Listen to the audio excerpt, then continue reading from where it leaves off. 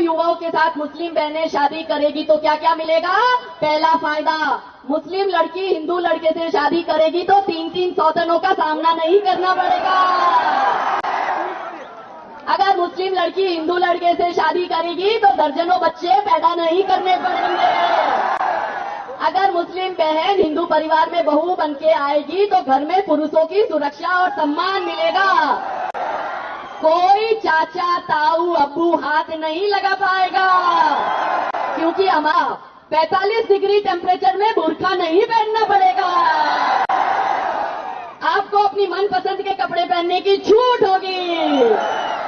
पांचवा फायदा मेरी मुस्लिम बहनों, अगर मेरे हिंदू भाई से शादी करती है तो जिस घर में बहू बनकर जाओगी वहां की बेटी कहलाओगी और घर की मालकिन कहलाओगी। और आपकी बेटी को भी बेटे के बराबर प्रॉपर्टी में से हिस्सा मिलेगा। साथ में कोई फूफी चाचू ताऊ के बेटे के साथ भाई के साथ शादी नहीं करनी पड़ेगी। यदि हिंदू लड़के से शादी करेगी तो आपको तलाक तलाक तलाक कह के कोई नहीं छोड़ेगा। कोई मौलाना मौलवी अब्बू बड़ा भाई छोटा भाई आपका हलाला नहीं करेगा। आठवां फायदा मेरी मुस्लिम बहनों, अगर मेरे हिंदू भाई से शादी करेगी तो कोई निकाह विकाह जैसा कॉन्ट्रैक्ट नहीं होगा, क्योंकि हमारे यहाँ शादी 7 जन्मों का बंधन है। और अंतिम फायदा, 9वां फायदा, कि हिंदू से शादी करोगी तो आपके बच्चे मजहब के नाम पर जिहाद, आतंकवाद, अलगावाद, कट्टरवाद, पत्थरबाज का भोग नहीं बनेंगे। देशभक्त कहलाएगा आपका बच्चा। आपने इस औरत की वीडियो को देखा होगा और सोशल मीडिया पर इस औरत की वीडियो फ़िलहाल बहुत ज़्यादा वायरल है और लोग बहुत ज़्यादा इसको सुनते हैं। आपने भी शायद सुना होगा, न सुना हो तो अभी उसका कुछ हिस्सा आपने देख ही लिया।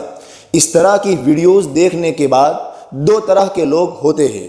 कुछ लोग वो होते हैं जो इस तरह की वीडियोस चाय की चुस्की लेते लेते, खाना खाते खाते या आराम से बैठे बैठे इस तरीके से सुनते हैं कि उनके पेट का पानी भी नहीं हिलता।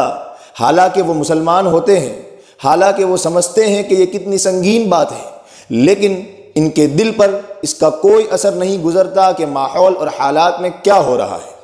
कुछ लोग तो ऐसे होते हैं, कुछ लोग इस तरह की वीडियो देखने के ऐसे होते हैं जो जज्बातियत में आ जाते हैं, जो मायूस होने लगते हैं, जो बहुत डर अपने आप में पैदा कर लेते हैं और इनकी ज़बान पर ये आने लगता है कि पता नहीं अब मुसलमान और मुस्लिम कौम का, मुस्लिम बच्चों और बच्चियों का मुस्तकबिल क्या होगा।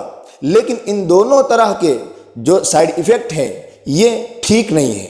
न ये कि ऐसे वीडियोस देखने के बाद हम बिल्कुल ऐसे ही नॉर्मल रहें जैसे थे, और न ये कि हम मायूस हो जाएं, हम भरोसा कम कर लें, हम अपना मुस्तकबिल तारीख और डार्क समझ लें। ये भी नहीं होना। क्या चाहिए? होना ये चाहिए कि इस तरह के वीडियोस अगर हमारे सामने कहीं आ रहे हैं तो ये कोई नई बात नहीं है। सहाबा और अल्लाह के नबी अलैहिस्सलातु वस्सलाम को भी तरह तरह की तकलीफ देह बातें, मुर्तद कर देने वाली बातें सुनाई गई। साफ साफ ये कहा गया कि अगर आप हमारे दिन पर वापस नहीं आएंगे तो हम ये करेंगे।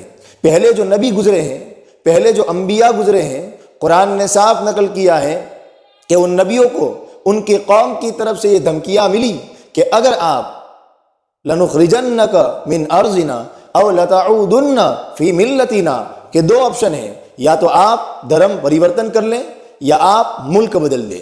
अब ये नारे आज भी लगाए जाते हैं कि या तो मुल्क छोड़ करके किसी और मुल्क में चले जाओ या धर्म परिवर्तन कर लो।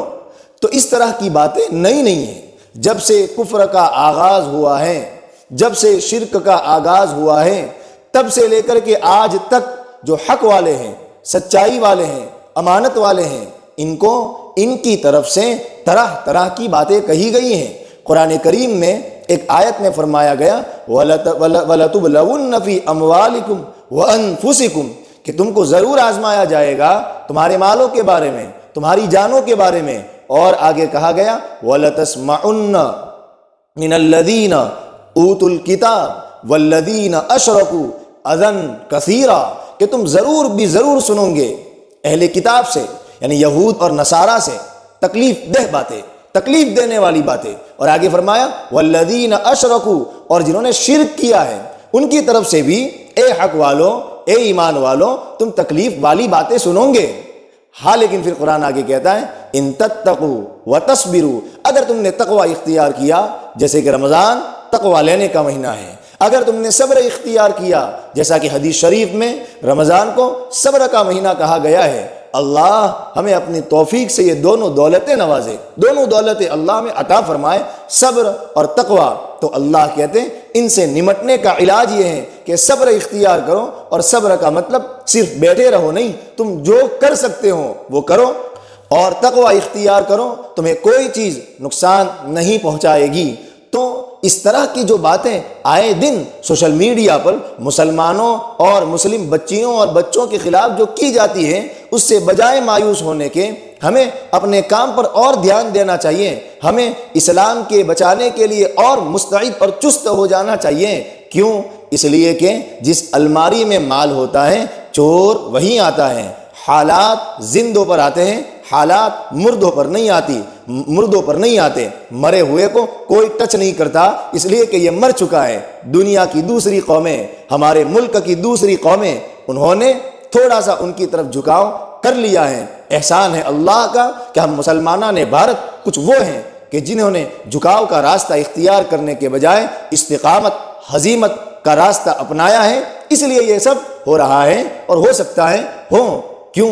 اس لیے کہ شجر کی شاخ پر جب ثمر لہرانے لگتے ہیں، شجر کی شاخ پر جب ثمر لہرانے لگتے ہیں، کچے ہوں کہ پکے، اس پر پتھر آنے لگتے ہیں۔ اس لیے حالات سے گھبرانا نہیں چاہیے۔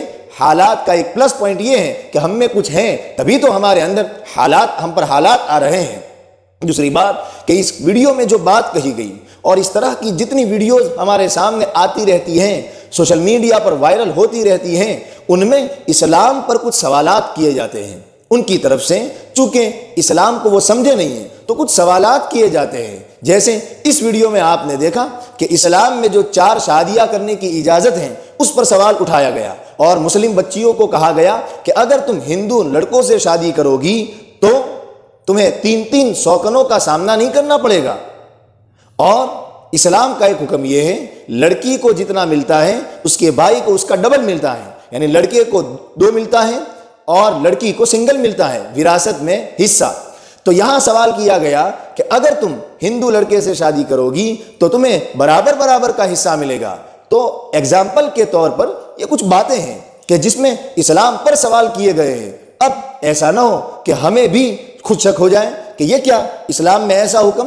اس لیے میں اس پر اور آگے آنے والے دنوں میں انشاءاللہ رمضان کے بعد کوشش کروں گا کہ کلاسز لوں، کم سے کم ان میں سے ان سوالات پر جو سوالات بہت موٹے موٹے ہیں، جیسے 4 عورتوں سے نکاح کرنا، اس طریقے سے لڑکے کو ڈبل حصہ ملنا، لڑکی کو سنگل حصہ ملنا، اسی طریقے سے برقعے پر جیسا کہ سوال کیا گیا کہ 40 ڈگری ٹیمپریچر میں بھی تم کو برقع نہیں پہننا پڑے گا، اس برقعے کے سلسلے میں بھی ہم انشاءاللہ تفصیل سے ڈسکس کریں گے۔ ابھی فی الحال اتنی بات ہے کہ ضرورت اس بات کی ہے کہ ہم خود اسلام کو سمجھیں، اسلام کو بہت اچھی طریقے سے اسٹڈی کریں، پڑھیں، اسلام کی خوبصورتی کو دیکھیں، ہمارے بچے اور بچیاں، لڑکوں اور لڑکیوں کو ہم اسلام کی خوبصورتی سمجھائیں، ہم ان کے سامنے اسلام کی خوبصورت ٹیچنگز اور تعلیمات رکھیں۔ تو امید ہے اس طرح کی ہزاروں باتیں کیوں نہ کہی جائے، ہم اسلام پر سیٹسفائیڈ رہیں گے، مطمئن رہیں گے، اور بس اس لیے اس طرح کی ویڈیوز سے ہمیں ہرگز گھبرانا نہیں چاہیے،